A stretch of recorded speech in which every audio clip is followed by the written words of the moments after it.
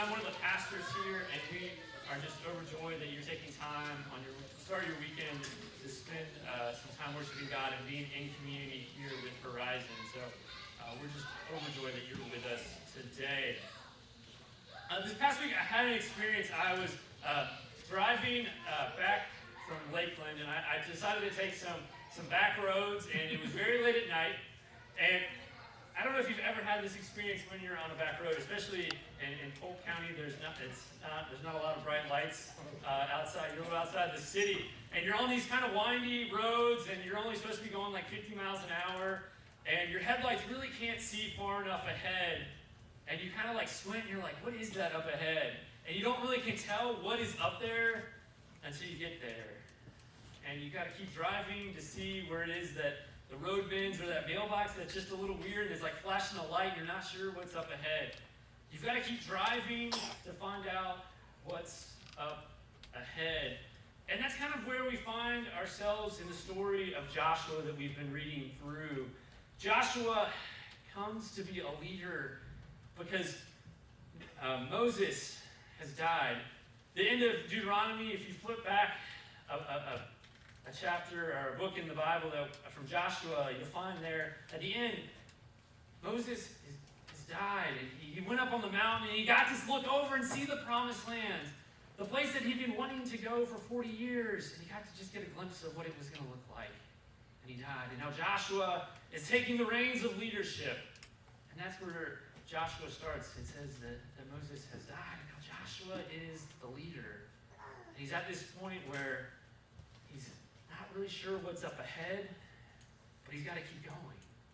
And here's the thing about Joshua as a leader, and maybe you can relate to some of this.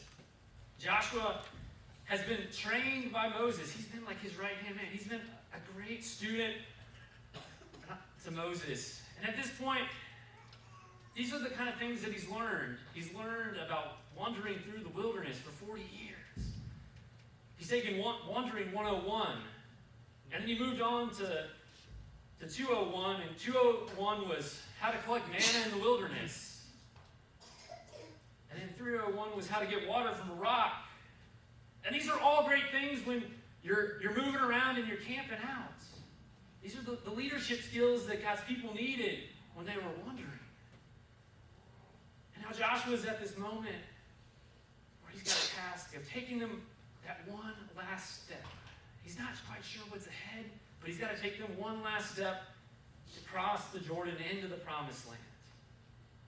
He's got to take them that one last step.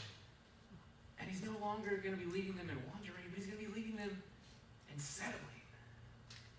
They're going to have to know how to settle the places that God has called them to be, in the promised land. And so we start the story here in Joshua chapter 1. And it says in verse 10, Joshua gave orders to the people's officers. Go through the camp and give orders to the people and say, get supplies ready for yourself, because in 3 days we'll be crossing the Jordan to enter the land and take it over. The Lord your God is going to give it to you as your possession. So in 3 days, we're going to cross over the river. We're going to finally get to where we've been trying to go for 40 years.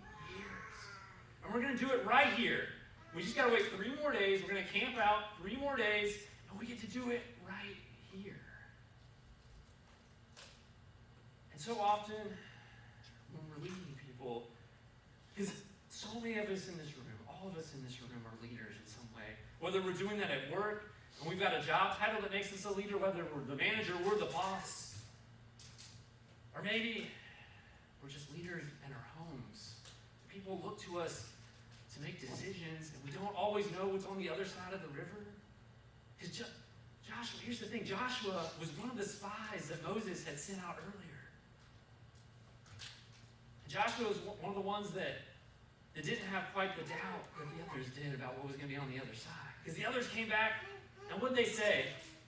The others came back to Moses and said, there are giants over on the promised land. There's no way that we're ever going to go over there. Why would we ever want to go over there? Let's just, There's all that fear, always that grumbling, always that let's just go back. Life was better in Egypt. And Joshua is taking the same step. Because as soon as he said, we're going to cross the river right here, we just got to wait 3 more days and it's finally going to happen. Those same fears, those same complainings crept back in, I'm sure. And so often, we don't know what's on the other side of the river, but we can have clarity. But we don't always have certainty on what's going to happen next as a leader, right? When we take that step of faith, we can have clarity that God has called us to this point, to cross right here, but we don't know what's going to be on the next step once we get across. But God has called us to this moment. And so Joshua teaches us, as we take that step of faith, we may not always have certainty, but we can have clarity about that step. And so when we keep reading, when it finally comes to time, this is the instructions that Joshua tells the people in chapter 3. Joshua told the priest, lift up the covenant chest. Go along in front of the people. So they lifted up the covenant chest and went in front of the people. The Lord said to Joshua, Today I will begin to make you great in the opinion of all Israel. Then they will know that I will be with you. I will be with you in the same way that I was with Moses. Your command to the priest who carried the covenant chest as soon as you cross the bank of the Jordan, stand still in the Jordan. Stand still in the Jordan. So why would they stand still in the Jordan? It says that so that God would be known, that they would know that I am with you. I am with you. That's the promise that God takes. It promises to us when we take that step of faith. That we won't have certainty, but we'll have clarity, because God will be with us in that moment. God's presence is powerful here, right? God's presence is powerful, because here, this is what happens when they march out. And those priests have carried out the ark. It says, the priests march out in front of their tents to cross over the Jordan. The priests carrying the covenant chest were in front of the people. When the priests who were carrying the chest came to the Jordan, their feet touched the edge of the water. The Jordan had overflown its banks. So this river is not just flowing, it's overflowing, it's flooding completely, the way it does during the entire harvest season. But at that moment, the water of the Jordan came downstream, stood still. It rose up in a single heap, very far off. The water going down to the desert sea, that is, the Dead Sea, was cut off completely. The people crossed opposite Jericho. So the priest carrying the Lord's covenant chest stood firmly on dry land in the middle of the Jordan. Meanwhile, all Israel crossed over on dry land until the entire nation finished crossing over the Jordan. I am with you. God's presence stops a river from flowing. That's absolutely incredible. And at the same time, I'm sure there's those moments where right now you're even like, that's a great story, but I've never seen that happen. Like, God's presence in this box stopping a river. Like, that's a cool story, but likely, probably not. I've never seen anything quite like that. Like, it was raining this afternoon and my street was a river and nothing was stopping it. Right? And I've had those moments too where I'm just like, I don't know about this. I don't know about this. But this is what I can tell you. I can tell you I have never seen God's presence stop a river from flowing. But I have seen God do some impossible things in my own life. God do some impossible things in my own life. As a high school student, I didn't want anything to do with God. And God's grace continued to chase after me through people in my life that invited me to know God's love in a real and tangible way. And absolutely changed my heart.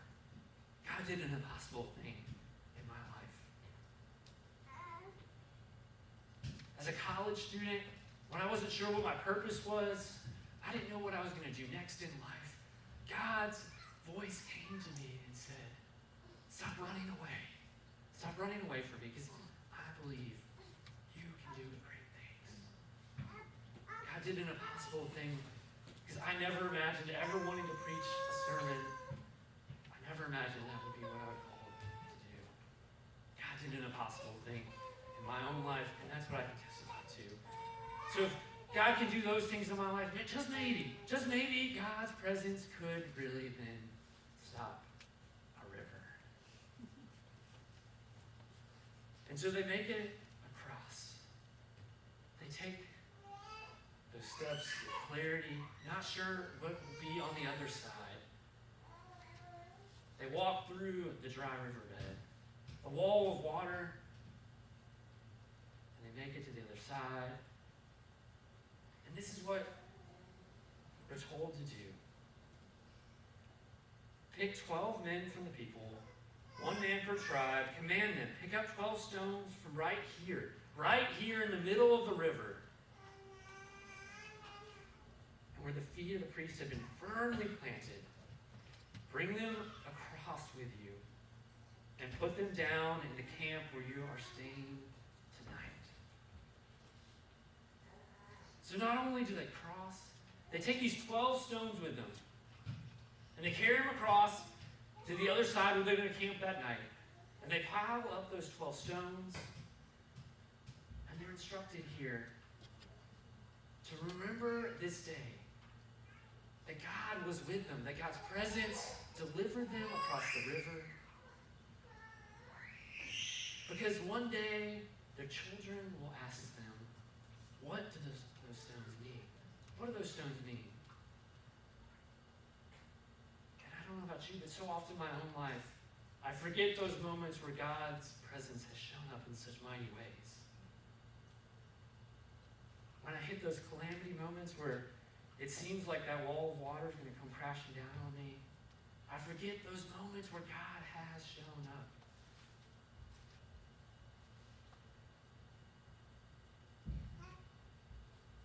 I forget those moments. But God says to the Israelites as they're coming into the promised land to not forget once again, to not forget what God is doing in their life. To not just run past it and get to the other side and celebrate the land of milk and honey. But God calls them to remember what God has done in their life. We're going to enter into a time of communion in just a few minutes as the band comes up here. And we get to these points in our lives where we've got to mark something. And Jesus does that at the end of his life with the disciples. And he celebrates communion with them. He shares one last meal with his best friends, the 12 disciples. And so today, a Friday night, it's a little stormy and rainy, might be that day that you need to mark something that God is doing new in your life. I want this to be that space for you today. We're going to celebrate communion today. All are invited and welcome to come today and know God's grace. To know it in a mighty way that is real and tangible. To mark what God has done and what God will continue to do in your life is why we celebrate communion together each time we gather. And so we remember what God has done long ago, and remember what God does in bread and wine when Jesus gathered.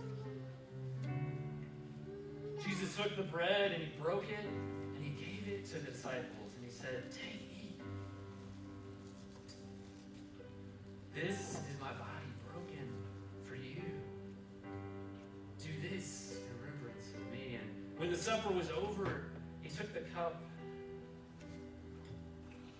He gave it to the disciples. He said, "This is my blood of the new covenant poured out for you and for many for the forgiveness of sins. You no longer have to live with the shame and guilt because I'm doing a new thing in your life."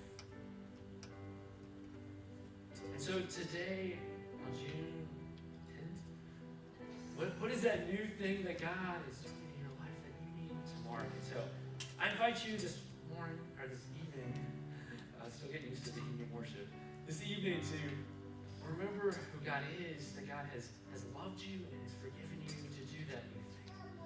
And so I want you to spend some time in prayer and come and receive today. When you are ready, I invite you to spend as long as you like in prayer to mark today whatever God you feel in your heart that God is calling you to do today. And so